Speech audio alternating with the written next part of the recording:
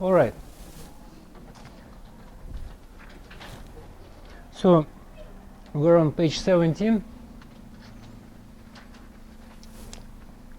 and talking about the again, we see this theme recurrent throughout. We're talking about the licensing entities, who can be licensed and who cannot be licensed. Again, those four entities, individuals, corporations, partnerships, and associations, repeat themselves. And as mentioned before, at least one member, if it is a corporation, partnership, or association, one member, they must be licensed as an individual to have a license issued to corporation. Now, having said that, we mentioned about that there is a license rule and there is a permit rule, and there was a district permit exception rule. Now, that 120-day rule that we talked about is right here. The license and permits will be revoked by operation of law if any corporation, partnership, or association will not have a member officer with a valid individual customs broker license during any continuous period of 120 days. Again, what is operation by law? Operation by law. Another term of art, operation by law. Okay, anyone wants to tell me what operation by law is? Okay, what is? Yes. No, revoked by operational law. Yeah. What is by operational law? What is okay? What is not by operational law?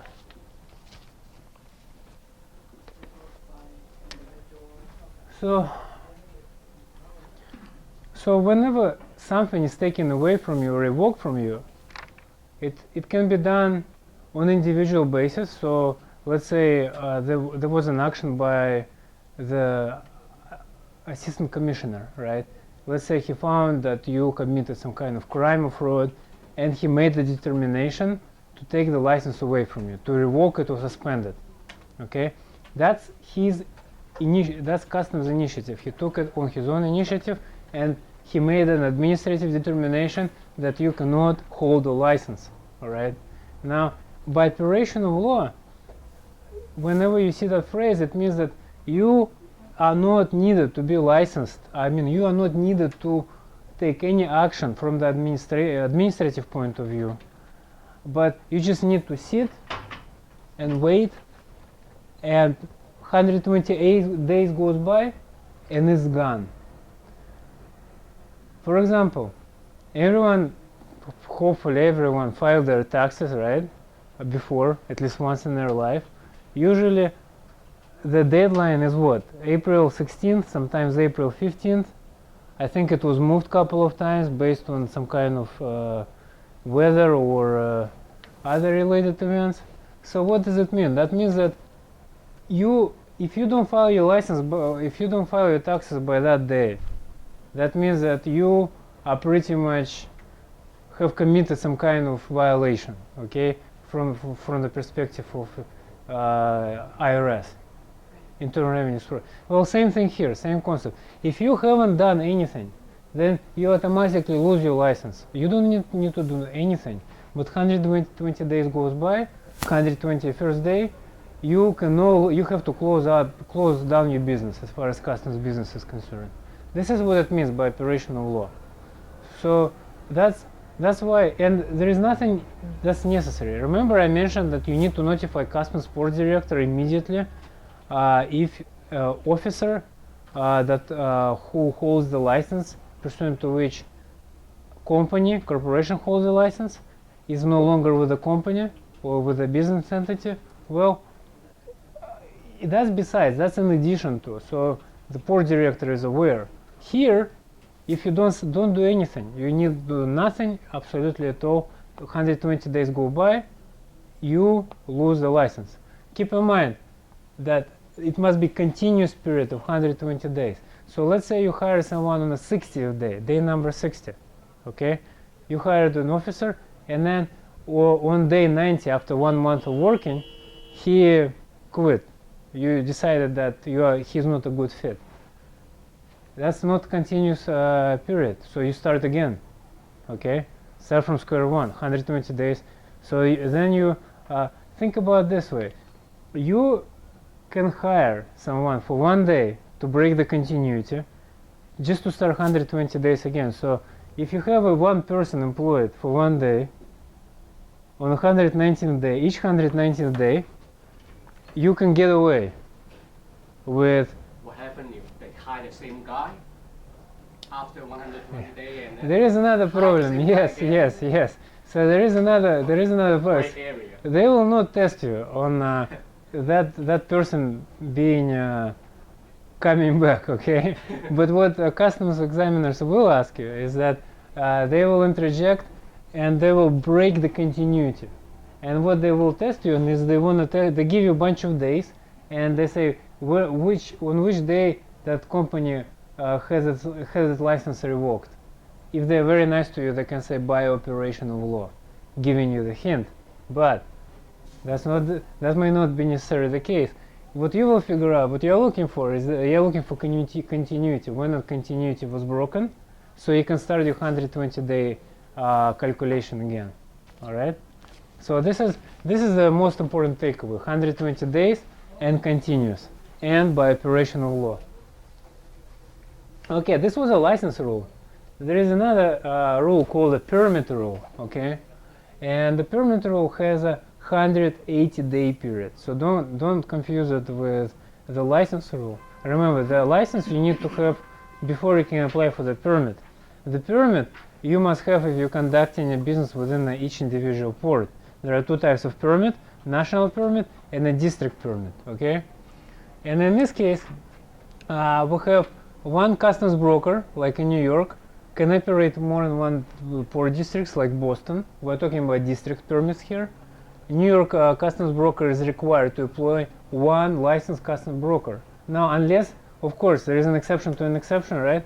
There is a waiver, all right? If that licensed customs broker, which I demonstrated, to customs satisfaction, says that I am eligible for the waiver, this is not applicable, okay? But generally speaking, okay, if I don't get a waiver, and I do not employ again for the continuous period of 180 days someone in Boston and while I'm in New York, okay, I will lose my permit. Okay, so 120-day rule for license, 180-day again continuous period of employment rule for district permit. Okay. And here is in an example I provide that even as little as 1 day that breaks the continuity. All right.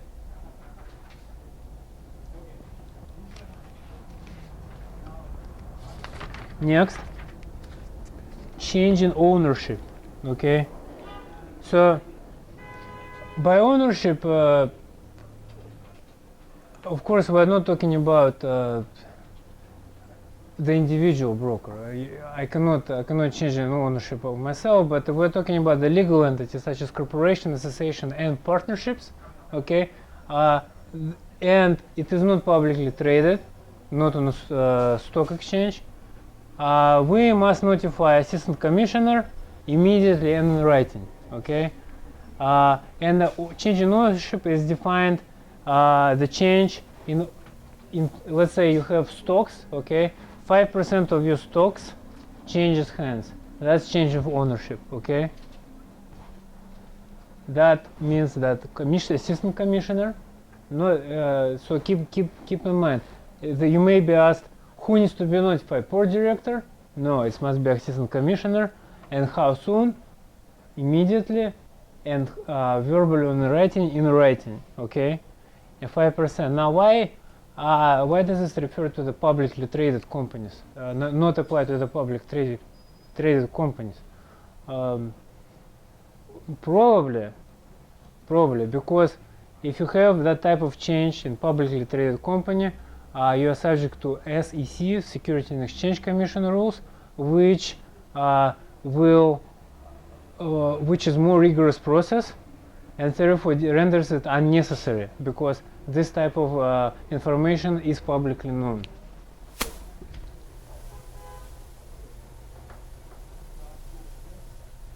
All right. And again,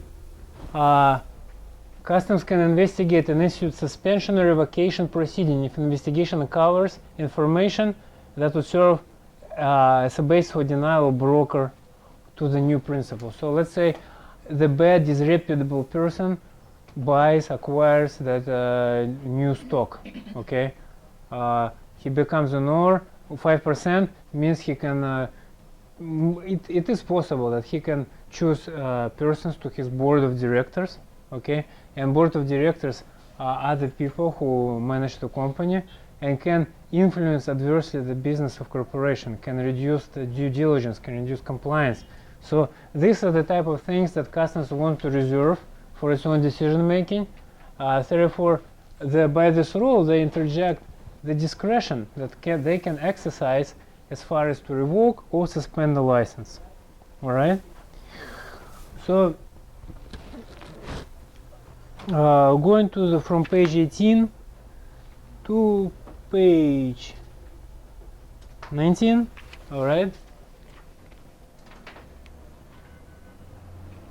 Again, all about notice. Okay. When a corporate officer loses his license, okay, remember the license that was given to the company was based on the license of individual. Now, what if that individual is not gone? Okay, 34 starting at 120-day period, but he just loses his license. Let's say he didn't pay his fee. Okay, he loses his license. Okay, so the notice must be given by whom? By the guy who lost his license? Not necessarily. It can be given by anyone who is responsible for the management of the business operation of the company. And it must be given not to the assistant commissioner, but to the director of each port. Again, look at the players, pay attention, because those you may be tested on. And the notice must include the listed information, okay, date, name, and if there was any change in rules by which the company runs, such as article of incorporation or its bylaws. Okay, and here are some examples. All right. So remember when we talked about the limited partnership versus general. Okay, if there is a change from general to limited, whereby only one person becomes a general partner and another partners are more limited in scope, customs needs to know. They want to know who is that general partner. Okay, so they can make sure that the liabilities are correctly interposed. Merger with another organization, so like corporate merger, it can be either by stocks or by the asset acquisition. And then there is of course a bankruptcy.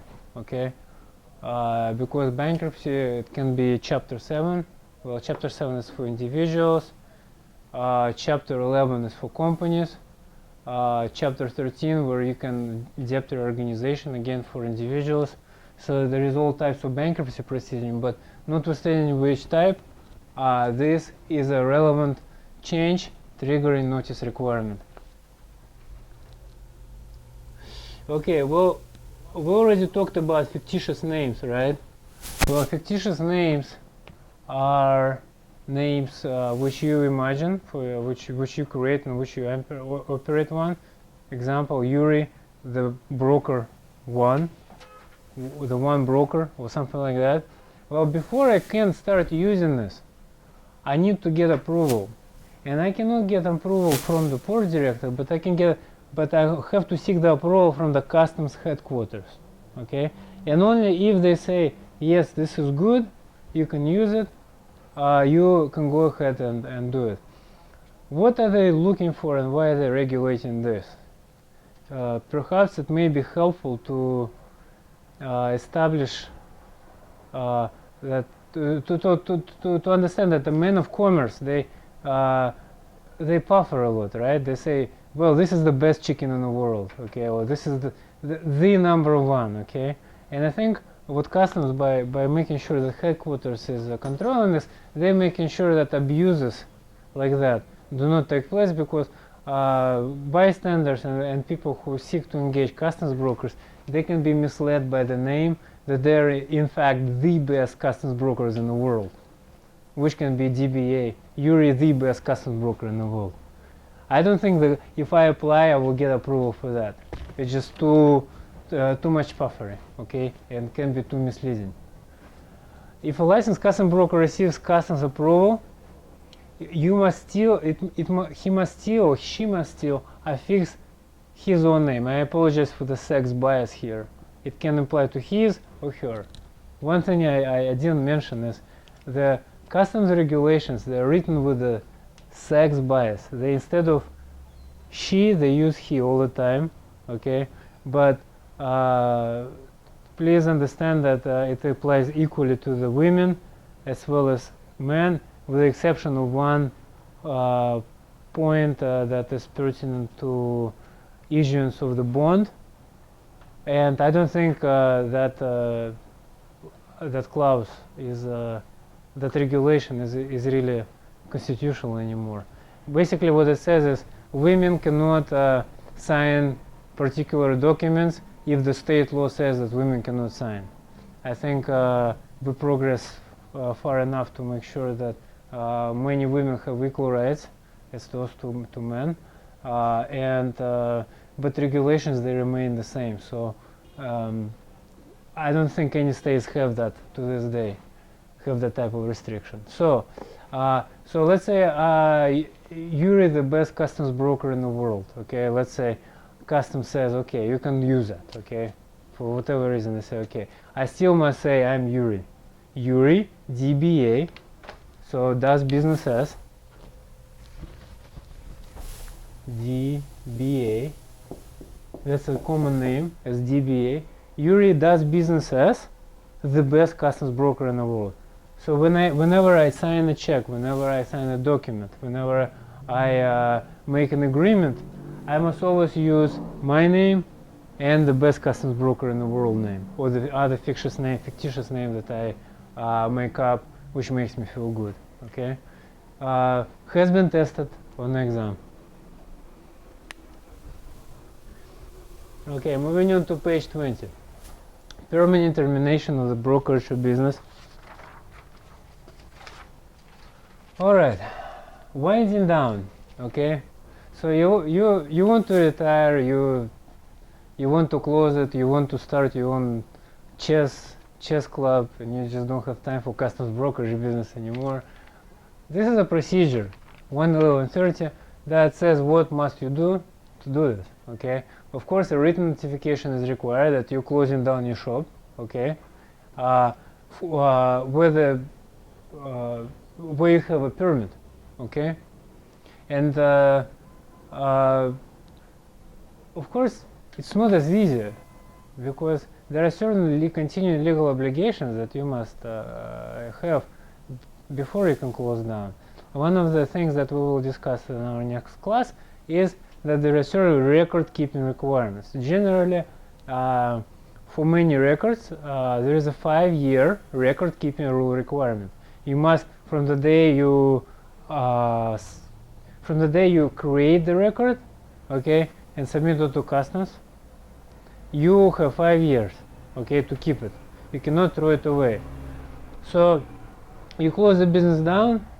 Does this requirement no longer apply? No, this is not the case. You are still under obligation. So that's why you have to advise customs who has a legal custody of brokerage business records, because there may be a dilemma: business no longer operable, but someone is legally required to maintain and do the upkeeping. Okay.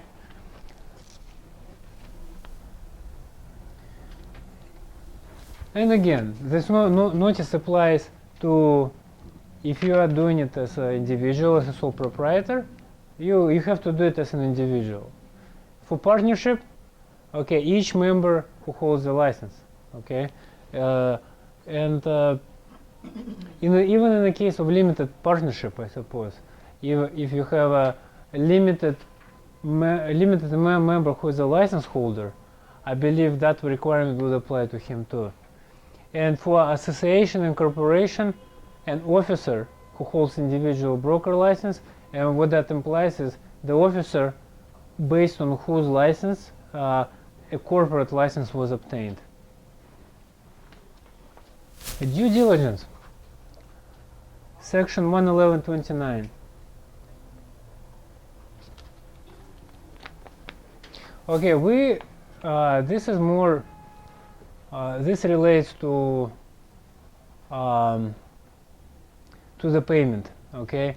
And more broadly, we should cover it, we should hit this topic on next class because there are various players involved in as far as who owes who, okay? So just as a head start in a sneak preview, you have customs broker, right? Broker. Then another player is freight forwarder.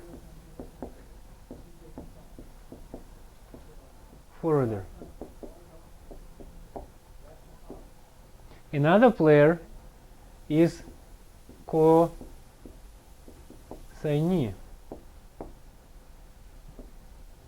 Another player is the shipper. So depending on the nature of your transaction, each of those players, by the way, one person can perform more than one function. Each of those players, they have different legal obligations. So, for example, as far as the payment is concerned, payment of duty, tax, or other debt obligation owing to the government must be made on a date if, okay, broker is responsible for payment. Is customs broker always responsible for payment? And when the customs broker is not responsible for payment? All right. Well, the question goes back way to the early hours of our conversation today, when we established that customs brokers, they are people who assist importers to bring stuff in. They just merely render advice, prepare paperwork, and they are more like advisors. So why should you have advisor liable for all the duties if all he does is just helps the importer, assist the importer in making sure that he gets the product? There is no reason, okay? So if broker is responsible for the payment, so the question is for number one, under what situations, in what circumstances broker is responsible for the payment? Well, there is another player which I didn't mention,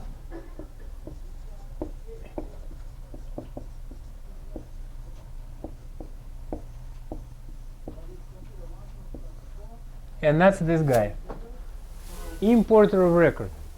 So whoever acts as an importer of record is responsible for payment of duties, taxes, and other debts and obligations, okay?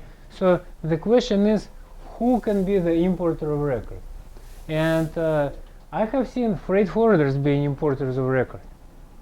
I have seen co-signees, the actual people who bring stuff in, being the importer of record. I have seen shippers being importers of record. It's called foreign importer of record. They have no presence here, but for customs purposes, they have agent, customs broker, doing the clearance. And I have seen customs brokers being importers of record. So that importer of record label can apply to all parties. And depending on to which party it applies to, that party is responsible for the payment. When would the customs broker be responsible for the payment? Or, in other words, when would the customs broker be importer of record?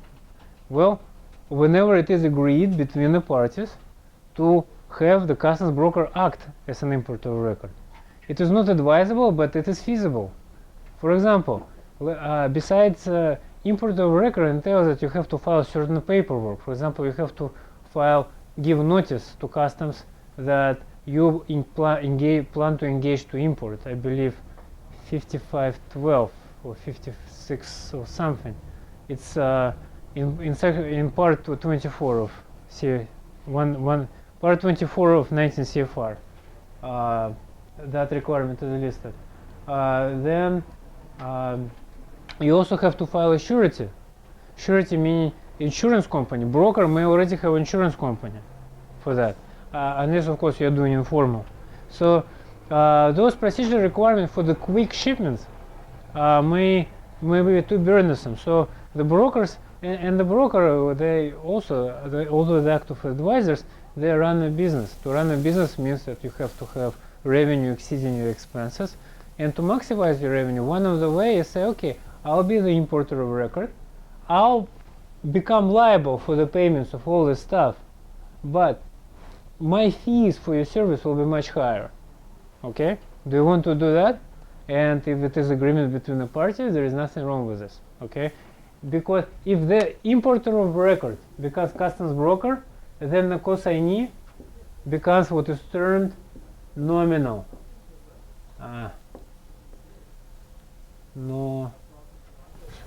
Nominal consignee.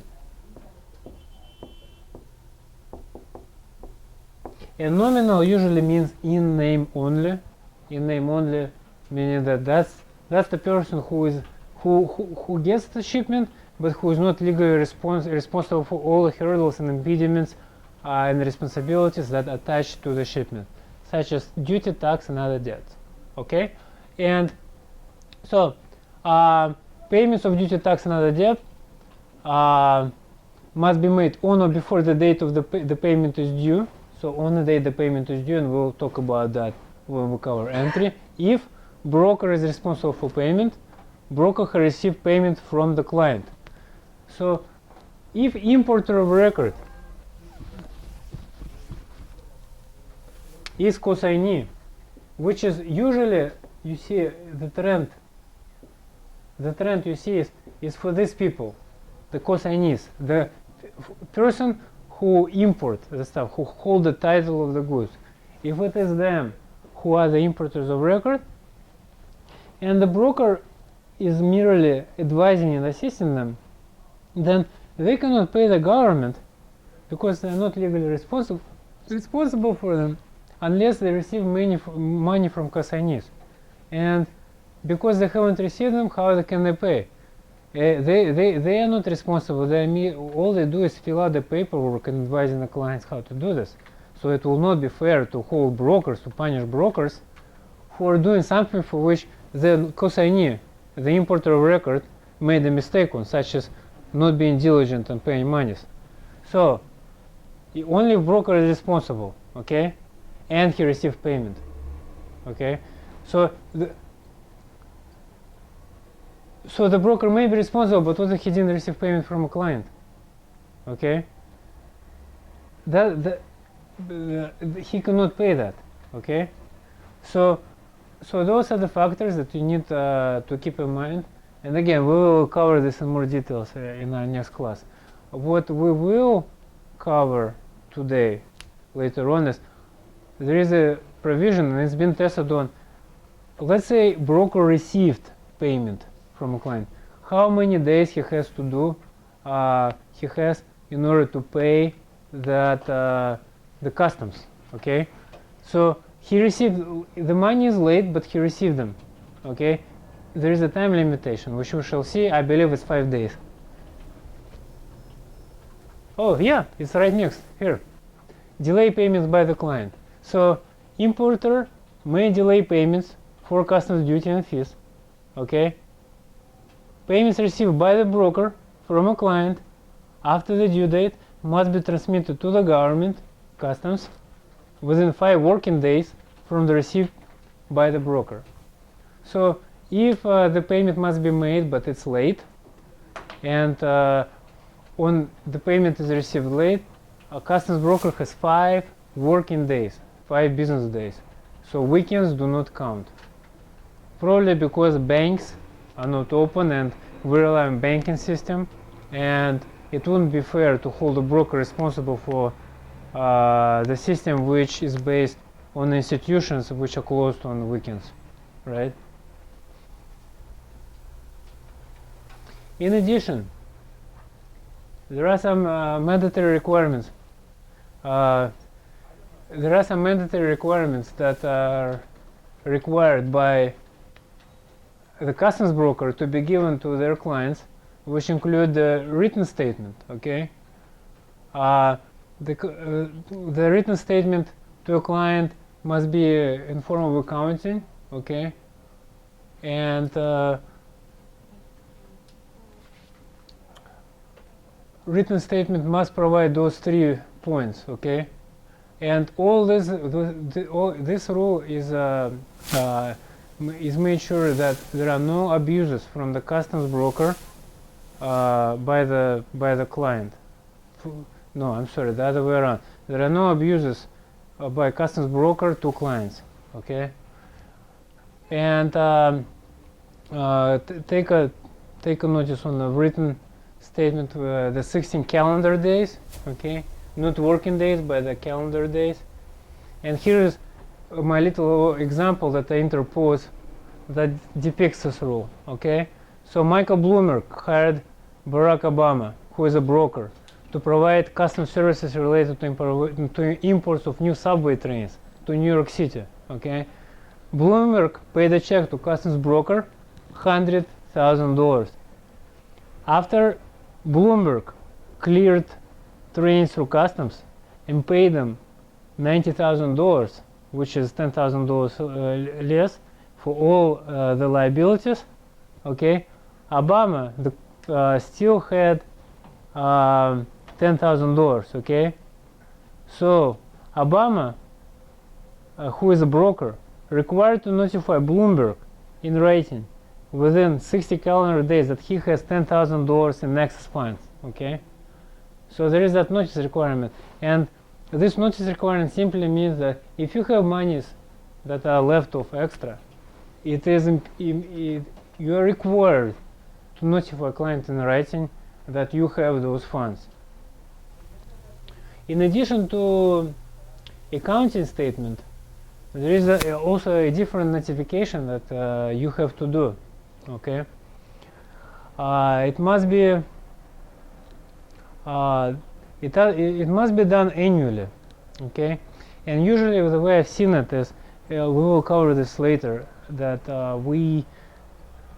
when you make a power of attorney, that power of attorney should include the written notification of the liability, and it is regulatory, so word for word must be used, okay? And what many people do is they just take it out and just copy and paste it into their power of attorney. And it pretty much says is of the requirements, the importer record, depending on who the party is, many parties do not realize that there is this concept, the legal concept of importer record. And they say if you are the importer of record, okay, payment to the broker does not relieve you from liability of customs charges, meaning that even if you pay to the broker who must deliver, who must make payments on your behalf, if that's a dishonest broker, takes your money, runs away to Honduras, Switzerland, you still obliged to pay. This is your responsibility. If you choose to use a broker, you can use a broker. If you choose to pay money directly to customs, you can do that too. And by the way, this is done quite frequently because broker clears the transaction and provides a statement, and that statement is being paid by the importer. If you're talking about corporate entity, many of them transferred their payment system to ACE, which is by I think periodic statement, which is monthly, and they take it, they control the payment portion, okay, and the services portion is paid separately. So that has been the practice. So it's not necessary for you, let's say I'm Yuri, the customs broker, right? You are giving me the money for duties. You don't have to give money to me, the Yuri. You can give money to the customs. You can give me the check written to customs, which I obliged to staple to the documents and deliver to customs, or I can do it electronically. All right. So that's what the regular notice says, pretty much. Okay, it is your responsibility, and you must do it. Okay, this has been tested on the exam. Okay, top of page 22. How often can it be done? Point 2 specifically has been tested on the exam. It must be done at least once within each 12-month period for active clients. Okay, and then there is a little notice of definition what the active client means. Okay, active clients means 2 occasions within 12-month period. So once a year, 2 transactions means active. If it's 1 transaction once a year, it's not active. Okay, and again, once a year meaning 12-month period preceding the transaction that took place. If you move, okay, if you move and you are doing business as a sole proprietor, okay, remember the triannual statement which I distributed earlier? Well, this is if you are a licensed custom broker without a district permit. Let's say you just hold a license because but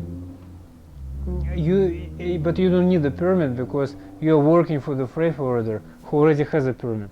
Why have it? Okay, you are not actively engaged with business under your license. What does it mean? That means that this rule doesn't apply to you. But if you do business as a sole proprietor, or you do business as a corporation or association or partnership for that matter, you must give immediate notice if you move. And each port director must be notified, each port director which is affected. If it's a non-business address, so I'm not actively engaged, okay, you should do it through the status report, and we've been distributing it before. The status report handout has been distributed before, okay. So next is that status report, that little form that I gave you earlier. We talked about it already. $100 every 3 years. How do you know which year? I think last year was a year. The countdown starts from 1985. So 1985 plus 3 plus 3 plus 3 plus 3. I think the next one is going to be in 2 years. Okay. So it must be paid by you. If you work for the company, a lot of companies will pay that fee for you. Of course, that means that you are required to disclose if you had any felonies or misdemeanors to the company too, and sometimes you are obliged to do that. Sometimes you may not be. In that case, it may be better to handle it through your own and just suck up the fee. So this is important. Must be filed with the port through which the license was delivered. So mine was through Miami every 3 years. Even though I live in New York, if I send it to New York, it's not gonna work. I have to send it to Miami. Okay, and during the month of February, which is not yet, okay, to be timely filed, you have a whole month to do that. So we're people, we are not perfect, okay. So what do we do with people who do not follow the regulations to the letter? Okay. Well, if it's not filed by February, let's say March 1st, okay. Again, we see that by operation of law phrase, okay. The license is suspended. Suspended means not revoked. Suspended means it's put aside. You cannot use your license to transact customs business, and because you cannot use your license to transact customs business, then by operation of law, that means you pay your fee, and your suspension will be reinstated. Okay, your license will be reinstated. Suspension will be removed. Okay. Of course, there is a notice requirement. Okay, by March 31st, of the reporting year. So from March 1st suspended, within a month of the March 1st, port director will transmit the written notice of suspension. Which port director? So in my case, it's Miami port director, right? Miami port director transmits the notice by certified mail or return receipt receptor to the address which is on file with customs. Okay, and this is important because every time, how do they know what address do you have? You give your triennial status report, that form that we filled out. Okay, this is where they will send it, will transmit the notice to. And if you moved and didn't notify customs, okay, it doesn't matter, because so it's your responsibility to keep customs up to date. So defense saying, oh, I never got the notice, I don't think it will work unless you notify customs of your change of address and customs still mail it to the different address. Okay, so by March 31st, port director must notify you. Okay, and of course there is a reinstatement. Okay, so long as the status report filed, $100 fee, and within 60 calendar days from the date of written notice of suspension. So keep in mind that port director must file it by March 31st. So if you file it, let's say on March 15th, okay, the time period, the calendar 60-day period starts from March 16th or 15th, not March 31st. Okay, and from the time the notice is mailed, this is your curing period. Okay, you still have 60 days to cure. So you have multiple levels of opportunities to do that. And if you don't cure, meaning if you don't file, the license will be revoked. Again, we see that phrase by operational law. So now, before you had suspension, now you have revocation by operational law and without prejudice. Okay, what is that phrase we see a lot? Without prejudice. So prejudice.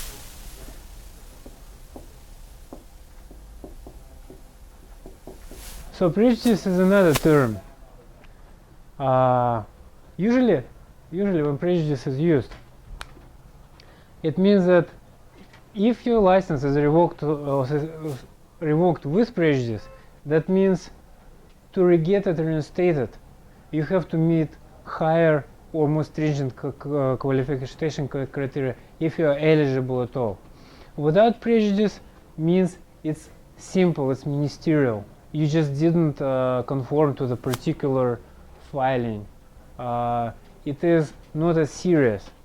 So without prejudice means that so long as you comply with other filing requirements, okay, which do not involve stuff like good moral character or questionability about your fitness, all right, which do not involve more substantive part, that means the without prejudice filing will be afforded to you. And whenever you see without prejudice, that means you can always get your license reinstated. Okay, of course, if you took the exam more than 3 years ago and you forgot to pay the fee, that means you can get the license, but you have to take another exam. How awful is that? You have to go through all this misery, through all this learning requirement. I mean, some people like it, maybe, right? But I mean, some people just enjoy teasing their brain.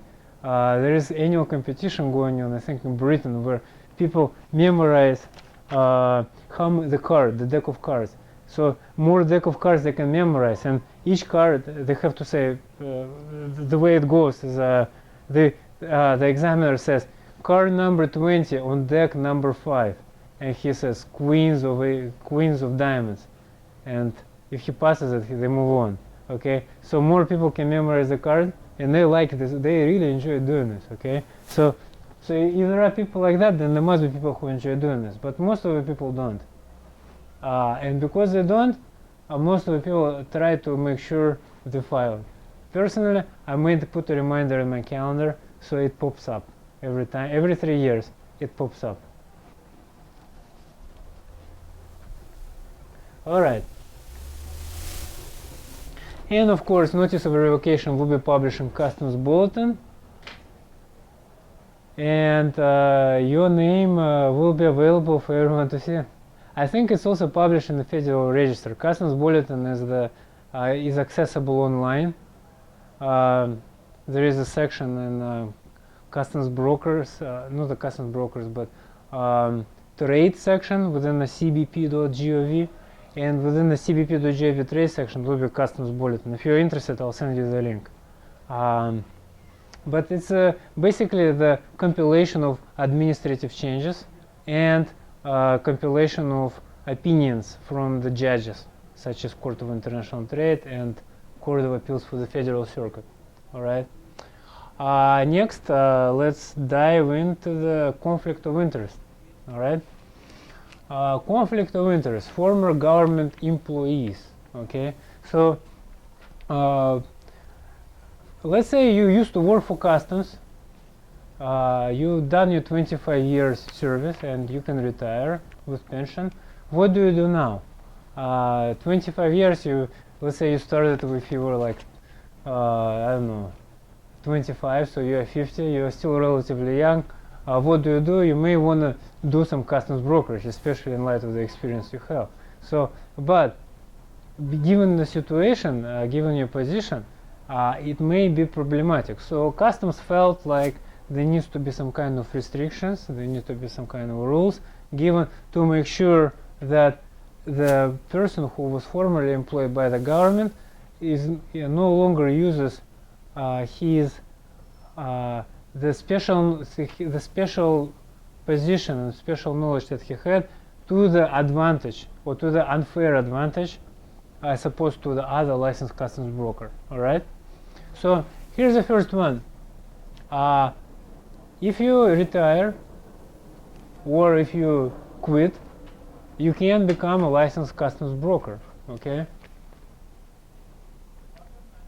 But once you become that licensed customs broker and you come across a corporate client or the individual client whose matter you worked on before while you were in customs, okay, you cannot give quote-unquote personal consideration. You cannot be giving service to that person, and you cannot be giving to that person service to that person, a legal person or physical person, if you are a former government employee and you have quote-unquote given personal consideration while in a government service and gave knowledge of facts while in a government service. Okay, so what does it mean? So let's say government has its own investigative sources, right?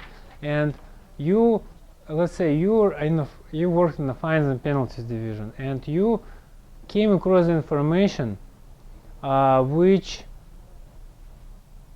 or you had access to the body of information which about your future client. Okay, now you leave that position